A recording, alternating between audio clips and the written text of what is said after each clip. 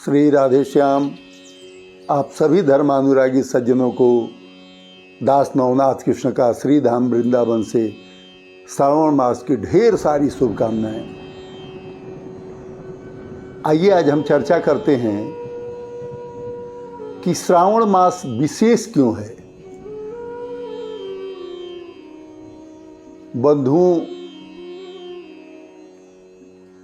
कहते हैं कि जब समुद्र मंथन हुआ था तो 14 रत्नों में एक हलाहल विष भी सर्वप्रथम निकला।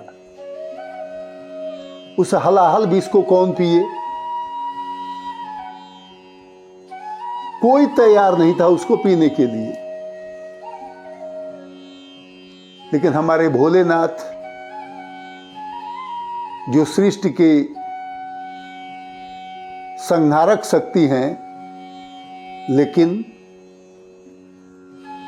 बचाने वाली शक्ति भगवान ही हैं। कोई तैयार नहीं हुआ महाराज,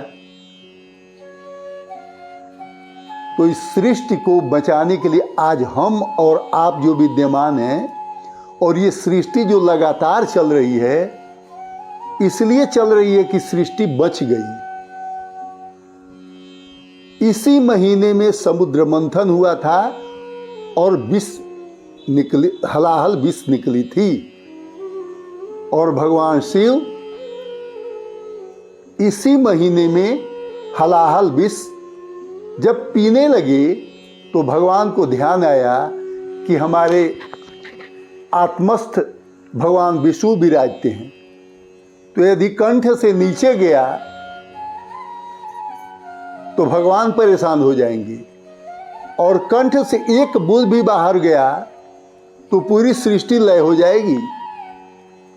इसलिए भगवान संपूर्ण विष को अपने गले में ही समाहित कर लिए। जलन इतनी हुई कि भगवान का कंठ नीला पड़ गया, इसलिए भगवान को नीलकंठ कहते हैं। और उसी विष को शांत करने के लिए भगवान वरुण अपने जल से इतना आप्लावित किए कि भगवान की जो विषाग्नि थी वह शांत पड़ी।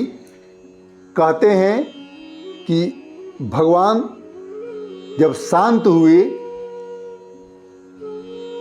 तो कहे कि धन्य है श्रावण मास, जिस महीने में भगवान की कृपा से हमने सृष्टि बचा दिया। भगवान की कृपा से हमने सृष्टि बचा दिया, और यह मास सृष्टि बचाने के लिए याद किया जाएगा। इसलिए यह मास इतना पुनीत मास है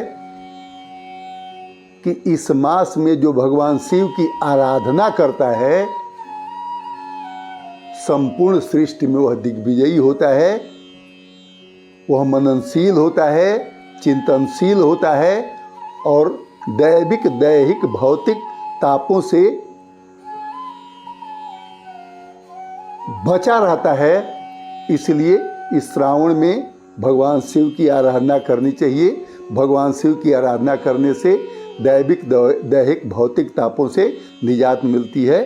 श्री राधे श्याम।